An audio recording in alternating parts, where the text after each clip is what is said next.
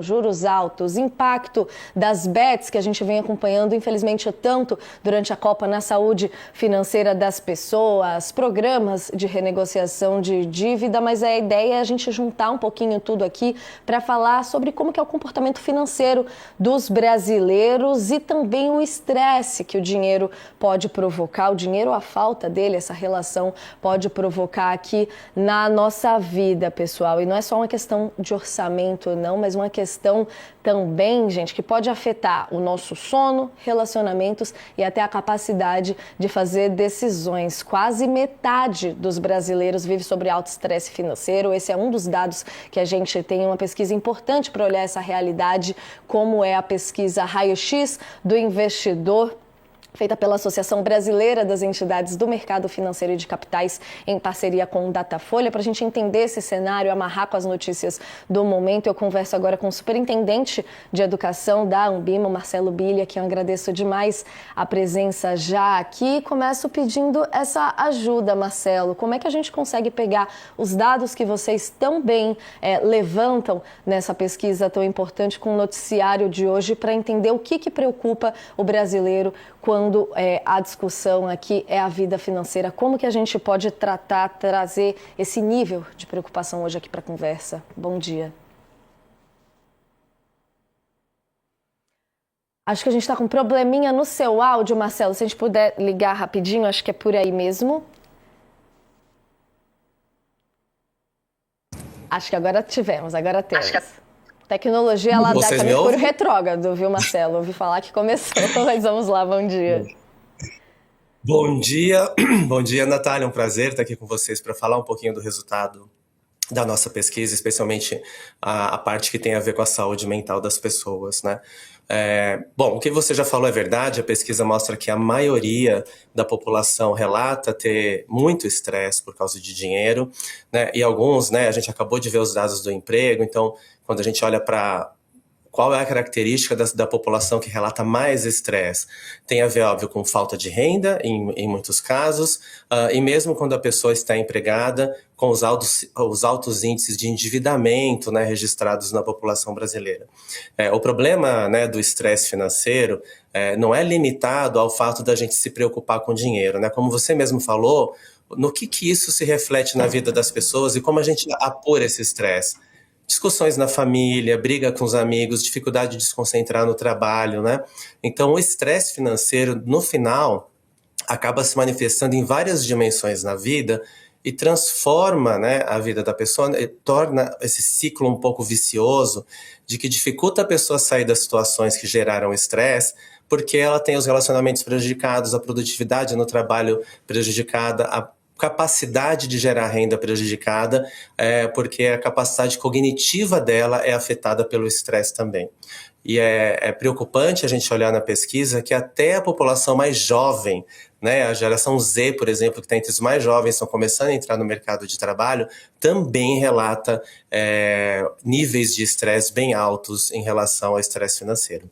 É muito curioso você trazer isso, né, Marcelo? Ando bem interessada nesse campo de pesquisa das crenças financeiras, esse encontro ali da economia com a psicologia. E vocês destacam um ponto muito importante, cultural, até que a nossa dificuldade de falar sobre dinheiro, né, quando traz essa questão das relações. Queria que você conseguisse trazer para a gente aqui também um pouco, que eu acho importante, como discussões que a gente vê agora no momento, como de renegociações de dívidas ou índices cada vez mais altos também ligados à desigualdade, entram nessa conta. O que a gente pode trazer dos fatores externos para além dessa relação que a gente vai construindo com o dinheiro aqui nessa pesquisa?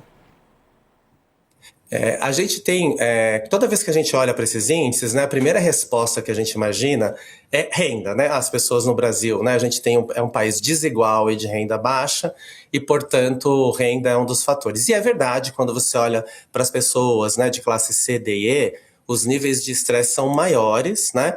E geralmente ligados a esse processo de endividamento e essa dificuldade que a pessoa tem de sair desse processo.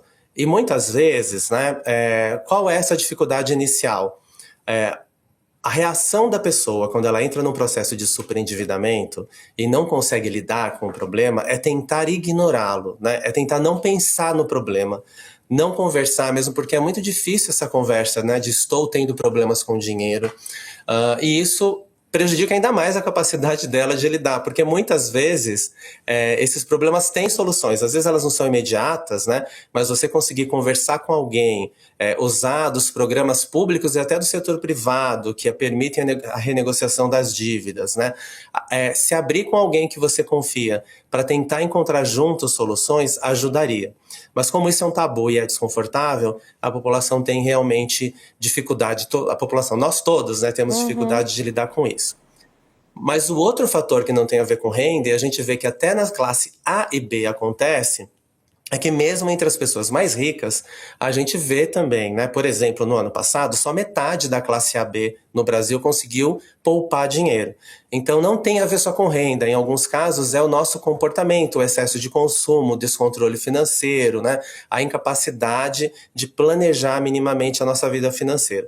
Então aí também tem aspectos mais comportamentais que poderiam ajudar as pessoas, né, que ganham um pouco mais, a enfrentar esses desafios com um pouco mais de tranquilidade e sair um pouco dessa situação de endividamento. Isso acontece mesmo entre as pessoas que ganham relativamente bem, dado a realidade brasileira.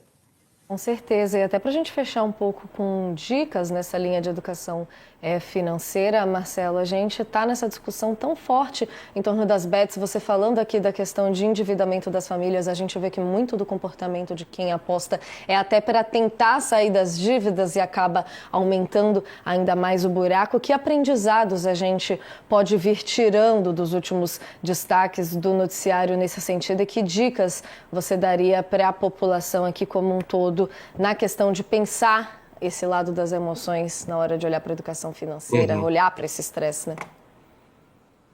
É verdade, Natália. Eu acho que vale a pena mencionar duas coisas que estão muito, né, muito presentes na nossa vida agora, né, no momento atual. Em relação às dívidas, é isso que eu falei. A gente precisa parar, respirar e lidar com o problema, entender o tamanho, entender quanto aquilo está custando e procurar pessoas e instituições que podem ajudar a gente a olhar para aquele problema com menos emoção, porque é difícil, né, quando você está dentro dessa situação sozinho ou sozinha tentar sair dela. Então, procurar ajuda é sempre importante, né? A nossa pesquisa mostrou realmente, a gente tem uma outra pesquisa que olha também para a relação das pessoas com as bets, principalmente esse aspecto financeiro, e muitas pessoas encaram realmente essas apostas online como uma última tentativa de dar uma arrumada na vida financeira delas, na esperança, por exemplo, poxa, eu não tenho dinheiro para pagar o aluguel, vou tentar uma fezinha aqui, ou eu não tenho dinheiro para pagar uma conta, e talvez isso me ajude, né? No caso das bets, que estão crescendo muito, é importante todo mundo, né, a gente, né, todas as pessoas que querem apostar, né, a gente não é favorável a dizer não faça isso, né, desse ponto de vista moral, mas é ter né, olhar para as bets como algo que faz parte do entretenimento.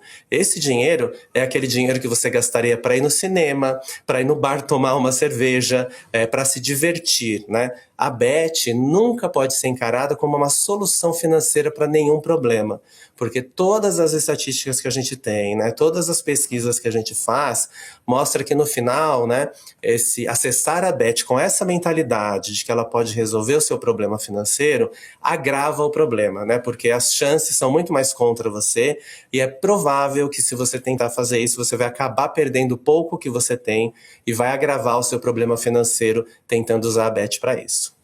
É um retrato que a gente tem, mas que vocês trazem muito bem nessas análises e pesquisas. E o Marcelo, obrigada pela participação com a gente aqui no Mercado Aberto. Até uma próxima oportunidade. Obrigado, bom dia. Foi um prazer, Natália. Obrigada a todas e todos que estiveram com a gente aqui também no Mercado Aberto de hoje. A gente tem encontro marcado